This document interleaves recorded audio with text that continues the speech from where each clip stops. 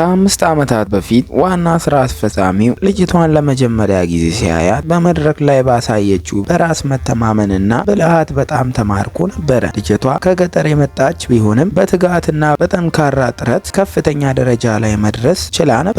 በዩኒቨርሲቲውም ከፍተኛ ውጤት አስመዝግባ ነበረ። ዋና ስራ አስፈጻሚውም ወደ እሷ ቀርቦ ለመተዋወቅ ሲያስብ በድንገት ቤተሰቡ ከባድ ችግር ውስጥ መግባቱን የሚገልጽ ጥሪ ደረሰው። የቤተሰቡንም የውርስ ውዝግብ ለመፍታት በአስቸጋሪ መሄድ ነበረበት። ሌላ አማራጮችም አልነበሩትም። ከመሄዱ በፊት ግን ለልጅቷ ደብዳቤ ጻፈላት። በደብዳቤውም ህልሟን በድፍረት እንድትከታተልና ከግቧን እንዳታርቅ አበረታታት። ከ5 ዓመታት በኋላ ዋና ስራ አስፈጻሚው በመጨረሻ የቤተሰቡን ግጭት ፈትቶ ወደ ቤቱ ተመለሰ። በመጀመሪያም ከ5 ዓመታት በፊት ያያትን ልጅ ፈልጎ እንደገና ለማግኘትና ለማግባት ይፈልግ ነበረ። ነገር ግን ከተመለሰ በኋላ እጣ ፋንታ እንደገና እንደሚያገናኛቸው ፈጽሞ አልጠበቀም። ይሁን እንጂ ከፊቱ የቆመችው ልጅ ከ5 ዓመታት በፊት እንዳያት አይነት አልነበረችም። ያኔ የነበራት ብርሃንና በራስ መተማመን ጠፍቶ በእጅጉ ደካማና ሙሉ በሙሉ ተስፋ ቆርጣ ትታይ ነበር። ዋና ስራ አስፈጻሚው ከሄደ በኋላ ህይወቷን በእጅጉ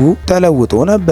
አንዲት ጨካኝ ሴትና አማካሪዋ በልጅቷ ላይ የሐሰት ክስ አቀረቡላት። በሰዎች ፊትም ሌባ እንደሆነች አስመሰሏት። ልጅቷ እውነቱን ለማስረዳት ብትሞክርም ማንም ሊያምናት አልፈለገም። አማካሪዋም ልጅቷን ማስገኘት ባለመቻሏ ከቅጣት ለማምለጥ ስጦታና ግንኙነት ተጠቅማ ለመዳን እንደሞከረች በማስመሰል ስሟን የበለጠ ለማጥፋት ሞከረች። በመጨረሻም ልጅቷ ተባረረች። በአንድ ወቅት በኮሌጅ መግቢያ ፈተና ከፍተኛ ውጤት ያስመዘገበችው ብሩህ ተማሪ አሁን በመጥፎ ስም ተሸፍና በጨለማ ህይወት ውስጥ እንድትኖር ተገደደች። የራሷን ስም ለማስጠበቅ ምንም እድል ስላልነበራት ለሌሎች የዜናና የፕሮጀክት ስራዎች ከጀርባ ሆና በመስራት ብቻ መቀጠል ቻለች። ሆኖም በአንድ ወቅት ስኬታማ እንድትሆን የረዳት ሰው ድጋፍ ለእሷ ብርታት ሆኖ ቀጠለ። እሷን ከማድነቅ ብቻ ይልቅ የሚያጋጥማትን ችግሮችን በድፍረት እንድትጋፈጥ ያበረታታት ነበረ።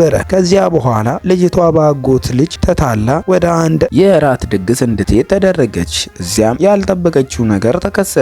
የአጎቷ ልጅ ከሌሎች ሰዎች ጋር በመተባበር ልጅቷን አጥምዳ ለማጥቃት አመቻቸች። ልጅቷም አልኮል እንድትጠጣ ተደርጋ ከዚያም መውጫ በሌለው ክፍል ውስጥ ተዘጋች። ራሷን ለመከላከል በሚችለው ሁሉ ተጋደለች። አመድ መትሪያም እንኳን በእጇ ይዛ ለማምለጥ ሞከረች። በፍርሃትና በድንጋጤ ውስጥ ሆና የወንድ ጓደኛዋን ለእርዳታ ደወለች። ነገር ግን ጥሪዋ በብርድ ተቀባና እርዳታ አልደረሰላትም። በተስፋ መቁረጥ የመጨረሻ ደረጃ ላይ ሳለች በድንገት አንድ ሰው ወደ ክፍሉ ገባ። ያ ሰው የነበረው ዋና ስራ አስፈጻሚው ነበረ። እየተንቀጠቀጠች ያለችው ልጅ ሲያይ ኮቱን አውልቆ ሸፈናትና ለመጠበቅ ከጎኗ ቆመ። ዋና ስራ አስፈጻሚው ልጅቷ የወንድ ጓደኛ እንዳላት ተረዳ። ሆኖም አንድ ነገር ሊገባው አልቻለም። በአደጋ ጊዜ ከጎኗ ሊቆም የሚገባው ሰው ለምን እንደተዋት ይህንን ካየ በኋላ ልጅቷን ለመርዳት ቆርጦ ተነሳ። እሷን ለመጠበቅና የተጎዳችበትን ኩባንያ ለመቆጣጠር ኩባንያውን ለመግዛት ወሰነ። በዚህም እንደገና ወደ ህይወቷ ለመግባት ፈለገ። በዚሁ ጊዜ ግን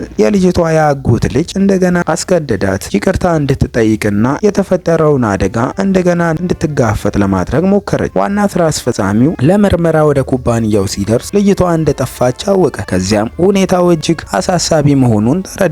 በዚያን ጊዜ ልጅቷ በአጎቷ ልጅ ታስራ ነበረ። የቀረችውንም የክብር ትንሽ ተስፋ እንኳን እንድታጣ በማሰብ ተስፋ ቆርጣ ነበረ። በመጨረሻም በ15ኛ ፎቅ ላይ ካለው መስኮት አጠገብ ቆማ ህይወቷን ለማጥፋት ልትወስን ተቃርባ ነበረ።